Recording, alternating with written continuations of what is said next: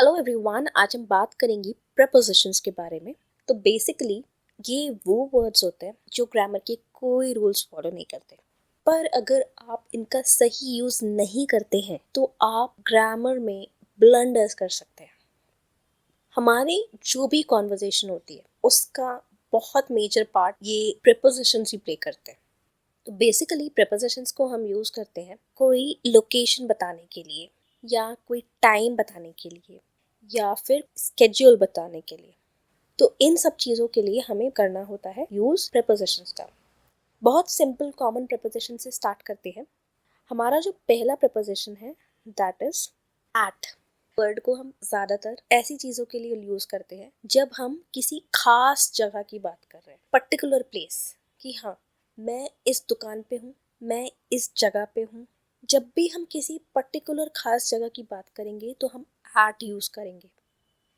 अगर हम किसी दिन की बात कर रहे हैं, या हम बात कर रहे हैं कि कोई चीज़ कब हुई, या फिर कोई चीज़ कहाँ रखी हुई है, तब हम यूज करेंगे ऑन।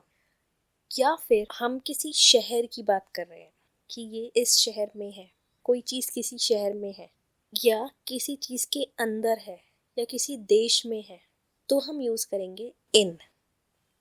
तो बेसिकली हम किसी छोटी चीज़ की, सपोज अगर हम बात करें, दो चीज़ें एक साथ बोल रहे हैं हम कि मेरा घर वसंत विहार देहरादून में है, तो मेरा घर कहाँ है, उस जगह पर है, तब हम यूज करेंगे एट। पर वो कहाँ है, देहरादून के अंदर है, तो हम बोलेंगे इन देहरादून, राइट। तो बेसिकली क्या होता है कि हम छोटी चीज़ से स्टार्ट करते हैं, पर्टिकुलर पॉइंट से स्टार्ट करते हैं, वहाँ पे हम एट लगाते हैं। और जब हम एक ही सेंटेंस में इन दोनों चीज़ों को यूज कर रहे हैं तो हमारा जो शहर है बड़ा है, उसके अंदर है ये जगह, तो इन देहरादून। ओके, तो ये चीज़ अगर क्लियर हो गई है तो हम आगे बढ़ते हैं। एट पर्टिकुलर जगह के लिए, ऑन उस दिन के लिए या किसी चीज़ के अगर ऊपर रखा है तो, और इन किसी शहर, देश या किसी भी चीज़ के अंदर अगर कोई चीज़ है तो हम इन यूज करेंगे। दूसरी चीज़ ये होती है, कई बार लोगों को लगता है कि एट ही यूज होना चाहिए, या ऑन ही यूज होना चाहिए, या इन ही यूज होना चाहिए। से फॉर एग्जाम्पल, अगर आप किसी मॉल में गए हैं, या हो सकता है कि आप मॉल के बाहर खड़े हैं, आप अगर मॉल में शॉपिंग कर रहे हैं, आप कहीं घूम रहे हैं, तब आप किसी को बता रहे हैं कि मैं कहाँ हूँ, मैं मॉल में हूँ, तो आप मॉल के अंदर हैं, आप काम कर रहे हैं, राइट। आप मॉल में कुछ काम करने गए हैं, तो आप बोलेंगे आई एम इन द मॉल। पर अगर आप मॉल के दरवाजे पे खड़े हैं, या मॉल के अंदर ही खड़े हैं, बट आप किसी को अपनी लोकेशन बता रहे हैं, अरे मैं तो मॉल पे खड़ा हूँ, ठीक है, मैं मॉल में अंदर कुछ काम नहीं कर रहा हूँ, बट मैं मॉल पे खड़ा हूँ और तुम यहाँ से मुझे पिकअप कर लो, तब आप क्या बोलेंगे, आप बोलेंगे आई एम एट द मॉल, मैं मॉल पर हूँ, राइट। देन हमारा एक और कंफ्यूजन होता है कि मैंने कोई चीज़ न्यूज़पेपर में पढ़ी, तो मैंने वो चीज़ न्यूज़पेपर में पढ़ी है, न्यूज़पेपर के उस सेक्शन में, वो जो एनक्लोज सेक्शन है, उसमें कोई न्यूज़ आई थी, तो बेसिकली हमने उसके अंदर, न्यूज़पेपर के अंदर हमने उस न्यूज़ को पढ़ा, तो मैंने उसको न्यूज़पेपर में पढ़ा, तो हम इसको कैसे बोलेंगे, in the newspaper, I read it in the newspaper. पर अगर आप टीवी में कोई चीज़ देख रहे हैं, या आप रेडियो पे कोई चीज़ देख रहे हैं, और आप बता रहे हैं कि मैंने यार ये तो मैंने टीवी पे देखा था, तब आप उसको अंदर नहीं बोलेंगे, you will say I heard it on the television. In the television नहीं होगा, तब वो ऑन होगा। ओके, कई बार हमें कंफ्यूजन होता है कि मैं इसकी पार्टी में हूँ, I am at the party और I am in the party. अब क्या होता है कि जब भी हम किसी क्राउडेड जगह पे हैं, जहाँ पे बहुत सारे लोग हैं, जैसे कोई थिएटर हो गया, मूवी हॉल हो गया, या फिर कोई मैरिज हॉल हो गया, ठीक है, तो आप ऐसी किसी जगह पे हैं जहाँ पे बहुत सारे लोग हैं, तो वहाँ पे हम एट यूज करेंगे, ना कि इन। जनरली हम बताते हैं कि हाँ I am at this place, I am at the party, I am in the party नहीं, I am at the party. Next एक होता है हमारा, जब हम किसी की कोई क्वालिटी बता रहे होते हैं कि वो इस चीज़ में अच्छा है, किसी की स्किल के बारे में बता रहे हैं।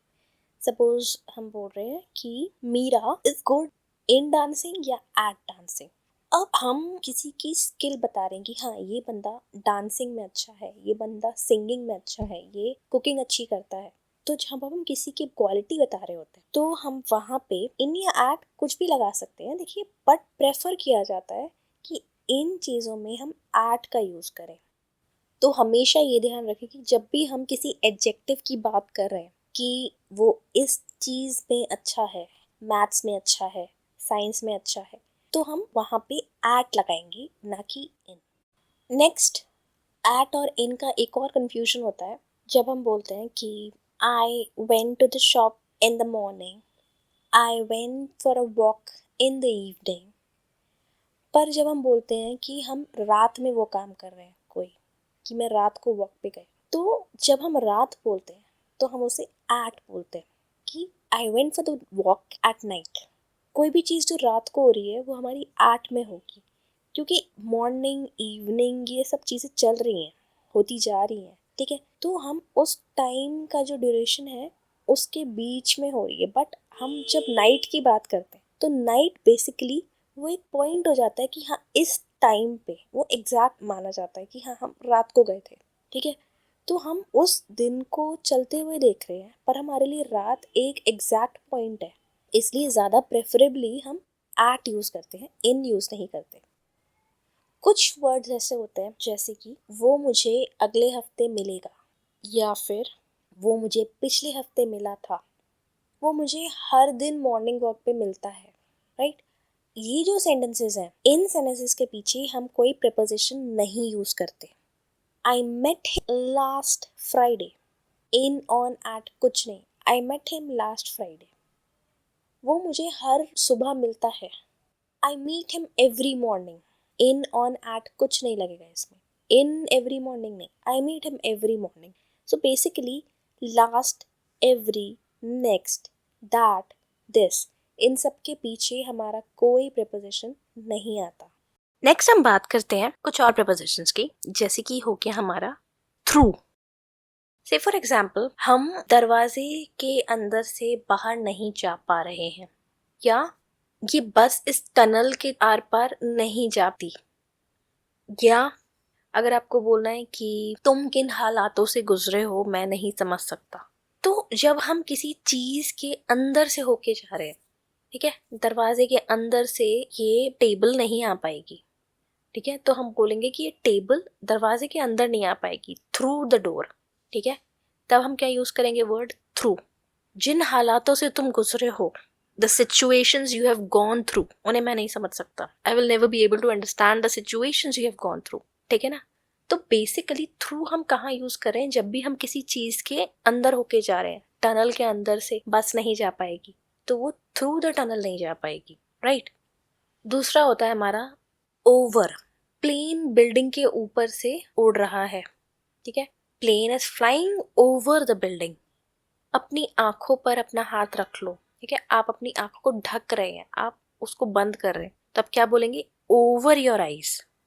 ओवर का एक और हमारा यूजेज होता है जब हम टाइम के बारे में बता रहे होते हैं कि हम इतने समय से वेट कर रहे हैं, I have been waiting for over an hour, 1 घंटे से ज्यादा समय हो गया मैं तुम्हारी वेट कर रहा हूँ, तो ओवर एन आवर बोलेंगे।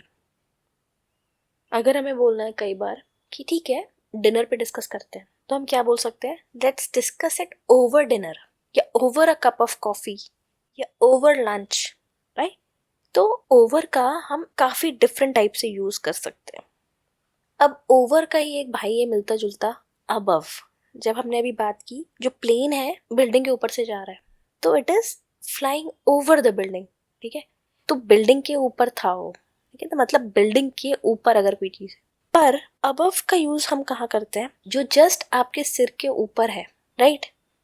उस शेल्फ को देखो जो तुम्हारे सिर के ऊपर है, आपके जस्ट ऊपर जो चीज कोई है। ओवर मतलब कोई चीज आपको कवर कर रही है पूरी, ठीक है, आपको कवर करते हुए जा रही है, that is over. But above मतलब कि आपके जस्ट ऊपर जो चीज है। ओवर और अबव में डिफरेंस हो जाता है। इसके अलावा हम अगर बात करें फॉर की, तो फॉर हम वहाँ यूज करते हैं जहाँ पे हम किसी चीज का फंक्शन बता रहे होते हैं, कि वॉशिंग मशीन हम कपड़े धोने के लिए यूज करते हैं, वैक्यूम क्लीनर का यूज फ्लोर को साफ करने के लिए किया जाता है। तो अगर हम किसी का फंक्शन बता रहे हैं तो हम वहाँ पे फॉर यूज करेंगे, टू यूज नहीं करेंगे कि इसलिए होता है, नहीं। अगर हम कोई फंक्शन बता रहे हैं किसी चीज का तो हम वहाँ पे फॉर का यूज करेंगे। नेक्स्ट है हमारा अक्रॉस।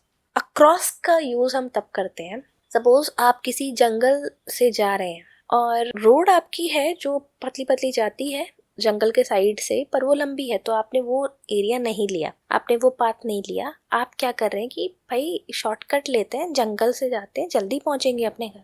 तो आप जब किसी जगह से शॉर्टकट ले रहे हैं या आप कहीं से जा रहे हैं तो आप उसमें बोलेंगे अक्रॉस, अक्रॉस द जंगल। तो चलिए जंगल से शॉर्टकट लेते हैं, let's take a shortcut across the jungle. अगर आपको बोलना है कि डॉक्टर की दुकान रोड के पार है, या आपको बोलना है कि नदी पार करते ही हमारा गांव आ जाता है, तो अगर आप इस तरीके के सेंटेंसेस बोल रहे हैं जब आप किसी के पार जा रहे हैं, तब भी आप क्या यूज करेंगे, अक्रॉस। उसके अलावा एक तीसरा यूजेज जो है क्रॉस का, वो ये है कि जब हमें बताना होता है कि पूरी जगह पे ऐसा कुछ हो रहा है, से फॉर एग्जाम्पल नेशनल हॉलीडेज पे सब जगह के स्कूल बंद होते हैं हमारी कंट्री में, तो हम क्या बोलेंगे, schools are closed all across the country on national holidays। ठीक है, तो जब हम किसी पूरी एरिया की बात कर रहे हैं तो हम क्या बोलेंगे, across, all across।